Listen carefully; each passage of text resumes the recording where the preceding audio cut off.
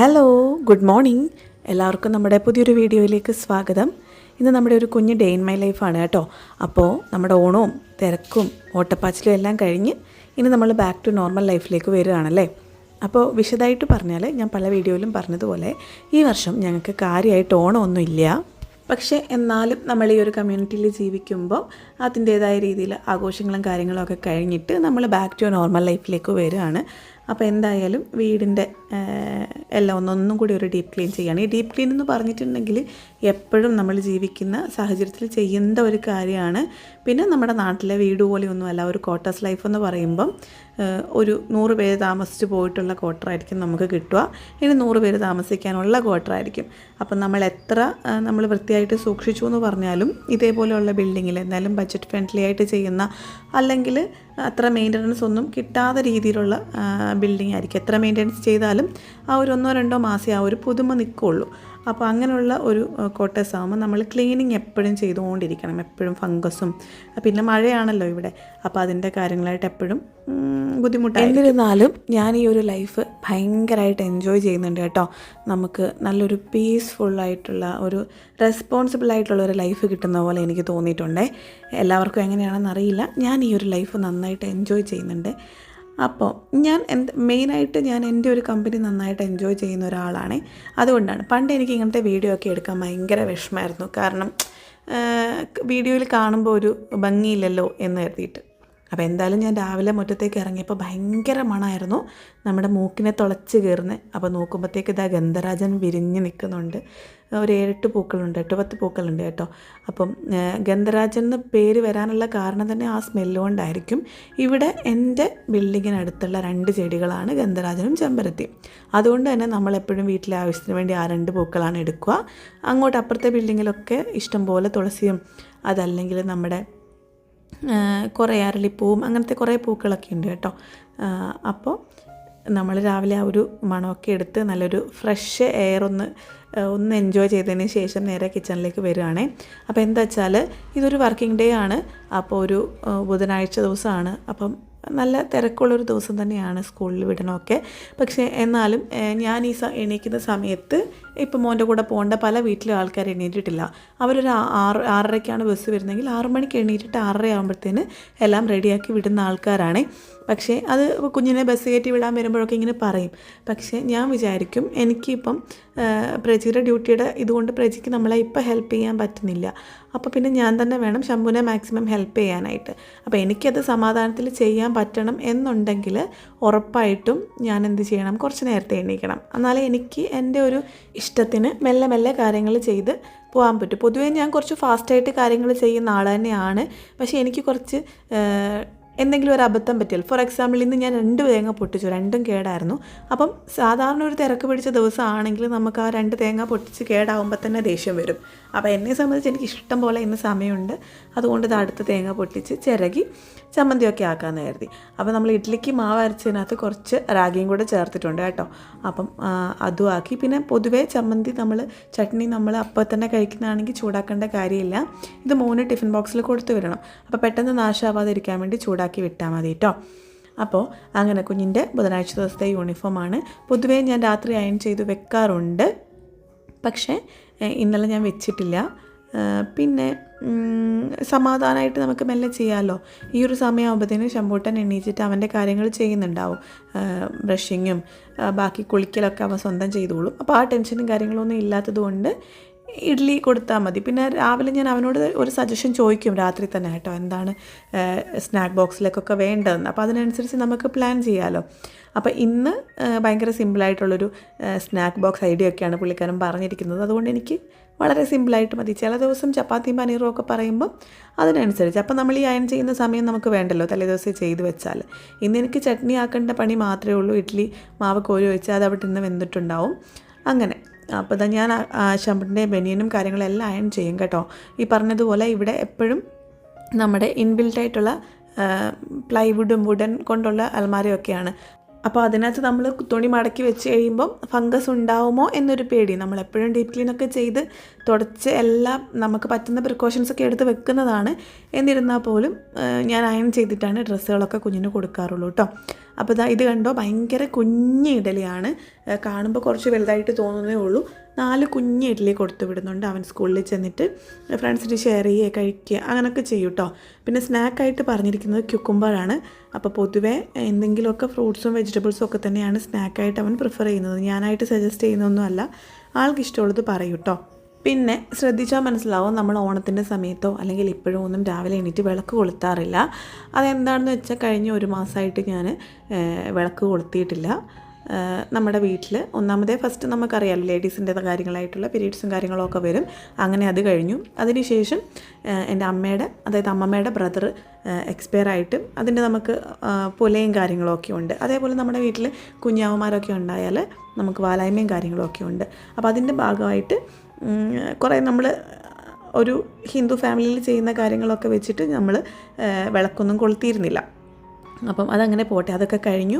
ഇപ്പോൾ നമ്മൾ back to നോർമലിലേക്ക് പോവുകയാണ്. അപ്പോൾ ഇതൊക്കെ കഴിഞ്ഞിട്ട് 2 ദിവസമായി. അപ്പോൾ ഇനിയും നമുക്ക് വീടൊക്കെ ഒന്ന് ഡീപ്പ് ക്ലീൻ ചെയ്തതിന് ശേഷം വിളക്ക് കൊളുത്തി തുടങ്ങാം എന്ന് ഞാനിങ്ങനെ വിചാരിച്ചിട്ടാണ് കേട്ടോ പിന്നെയും ബാക്ക് ടു ഇതാവാഞ്ഞത്. അപ്പോൾ ശമ്പുട്ടൻ സ്കൂളിൽ പോയതിന് ശേഷം നമുക്ക് വീടൊക്കെ ഒന്ന് ക്ലീൻ ചെയ്യണം. അവന് സപ്ലിമെൻ്റാണ് കേട്ടോ, വിറ്റമിൻ ഡിയുടെ സപ്ലിമെൻറ്റ് കൊടുക്കുന്നുണ്ട്. ഭയങ്കര ഇഷ്ടമാണ് മരുന്നൊക്കെ കഴിക്കാനായിട്ട്. അപ്പോൾ കഴിച്ചോളും.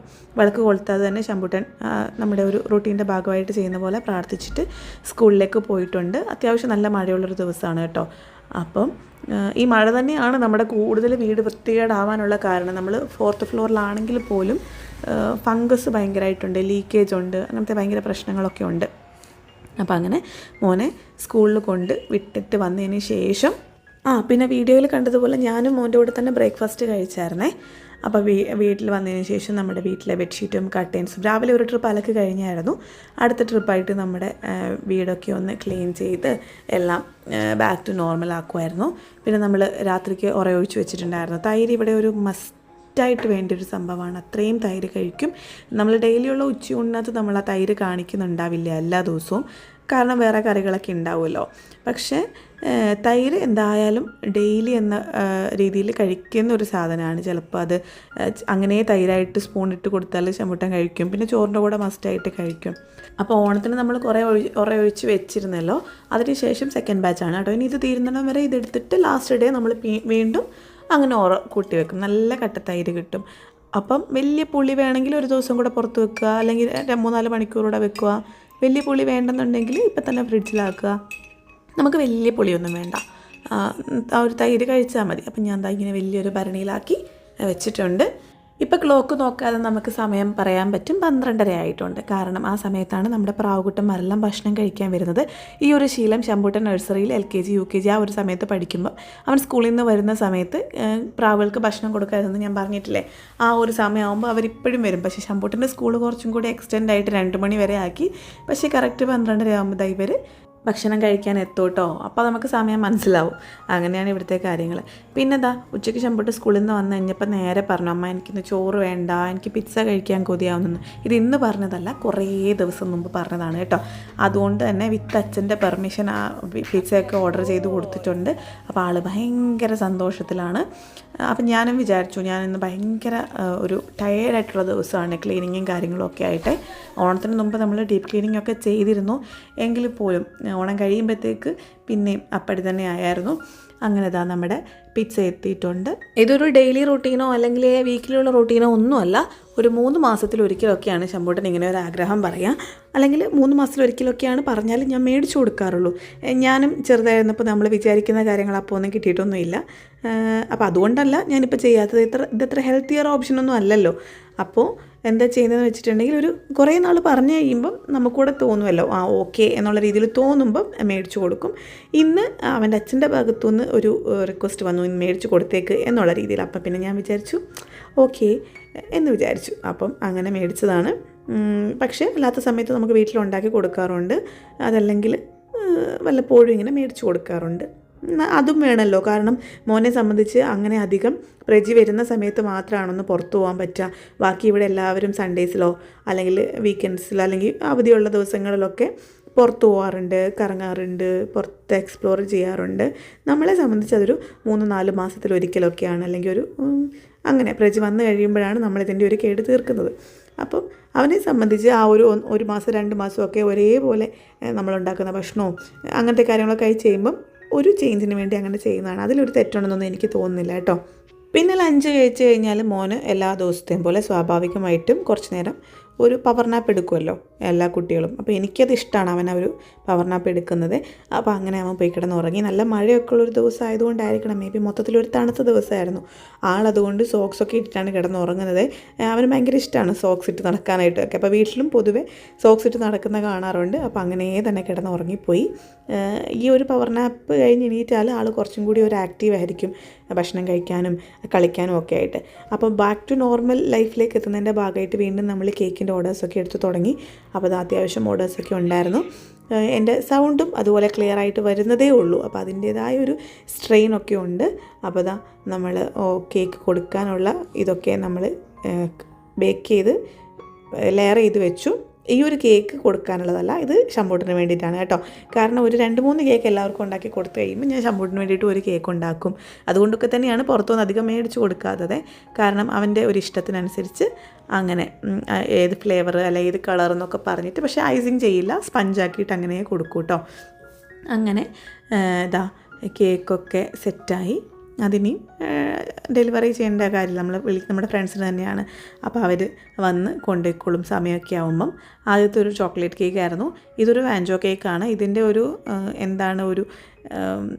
ഒരു ഡിസൈനൊക്കെ ചേച്ചി എനിക്ക് അയച്ചു തന്നിട്ടുണ്ടായിരുന്നു. അതുകൊണ്ട് ആ പരിപാടി സിമ്പിളായിട്ട് കഴിഞ്ഞു.